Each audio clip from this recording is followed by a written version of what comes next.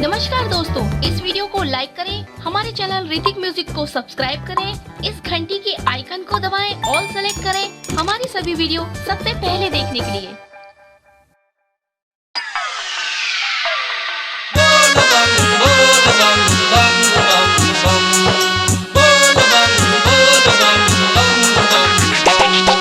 Presented by Hrithik Music, Bihariganj. Music by Bipnesh Premi.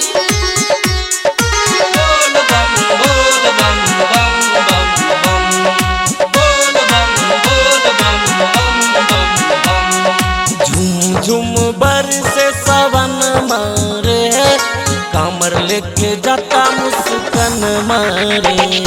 झूम झूम बरसे सावन मारे, कामर लेके जाता मुस्कान मारे। गावत भजन माँ होई के मगन माँ, धैले दिया शिव के धयन मारे। झूम झूम बरसे सावन मारे, कामर लेके जाता मुस्कान मारे।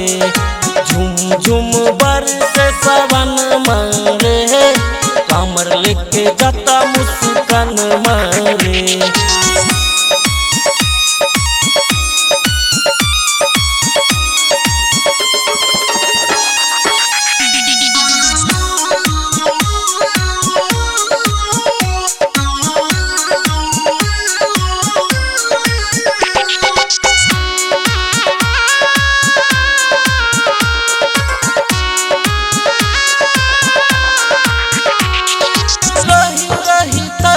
लकारी बदरिया थर थर कपत भिजली सरिया। झुर झुर बहेला पवन मारे, सिहरता सौसे बदन मारे।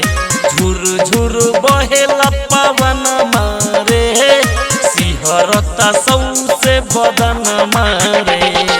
जप कर मनवा शिव जी के नमवा, रंग गले उनके ही रंगवारे। झूम झूम बरसे सावन मारे, कामर लेके जाता मुस्कान मारे।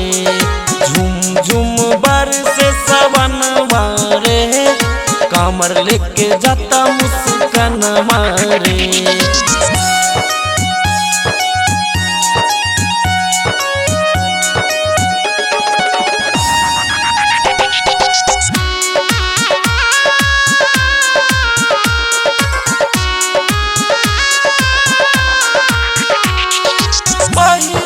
गेरवा रंग हो सारी, जाता रू भोले बाबा के दुआरी।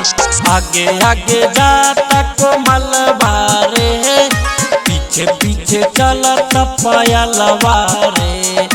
आगे आगे जाता कोमल बारे, पीछे पीछे चलता पायल बारे।